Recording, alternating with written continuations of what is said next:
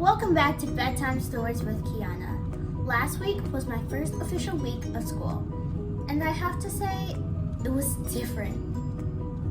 Tonight's story is about a small girl who is very observant and who made a huge difference in her school.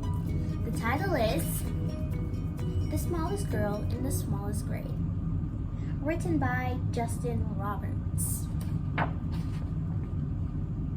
Hardly anyone noticed young Sally McCabe. She was the smallest girl in the smallest grade.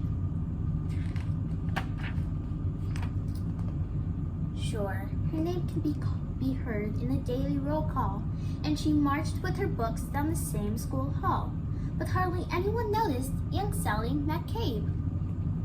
And they certainly didn't know, or at least didn't mention, that Sally was paying super extra special attention to the abandoned kite with the tangled string, to the 27 keys on the janitor's ring, to the leaves as they turned green to gold in the fall, to the time Tommy Toreno was tripped in the hall. She watched as the wildflowers tipped toward the light and heard the howl of a hound dog late one night. She was there when the stray cats who normally fought conducted a meeting in the church parking lot. She saw Kevin McCune get pushed up a slide and the oncoming tears that he wanted to hide.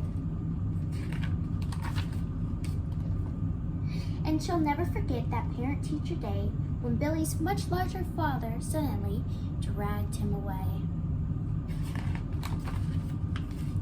But through all the mean words and all the cold stares, no one even noticed that Sally was there. And they certainly didn't know, or at least didn't mention, that Sally was paying super extra special attention. She'd seen how a whisper can make someone cower, like a bulldozer crushing through fields of wildflowers, and it kept piling up, this discarded debris, those beautiful kites tangled in trees. So on February 3rd at 11:29, Sally stepped straight out of the lunchroom line. She said, "I'm tired of seeing this terrible stuff. Stop hurting each other. This is enough." Now a few laughed out loud or didn't care that there was some girl with her hand in the air. But then something super extra special happened that day, as Howard O. Henry suddenly set down his tray. Like waves rolling in, one after another, first Molly rose up, then Michael's twin brother. It was Tyrone and Terrence, then Amanda and Paul, who pushed out their chairs and stretched their arms tall. From the friendly lunch lady with the dishes she carted, to that new third grade teacher who had only recently started. Yes, everyone there, even Principal Claire, had joined little Sally with her fingers in the air.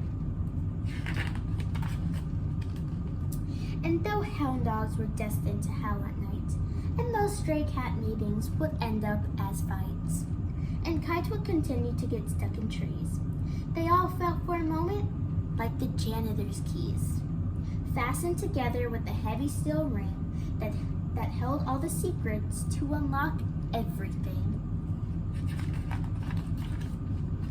As the world returned the way it was, Sally noticed the difference, as she usually does, when Billy paused briefly to open the door for Miss O'Connell and 17 more, or when Molly scooched over to make some space on the choral riser for Ellen and Grace. These moments that often get taken for granted, a wildflower appearing that no one had planted.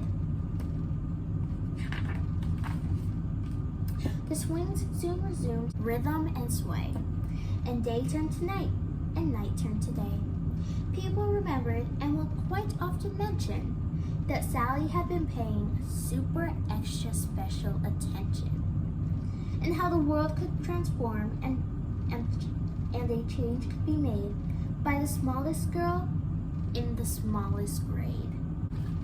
The end. Thank you for watching this week's episode. Make sure to like and subscribe to see what story I will be reading next week. Bye!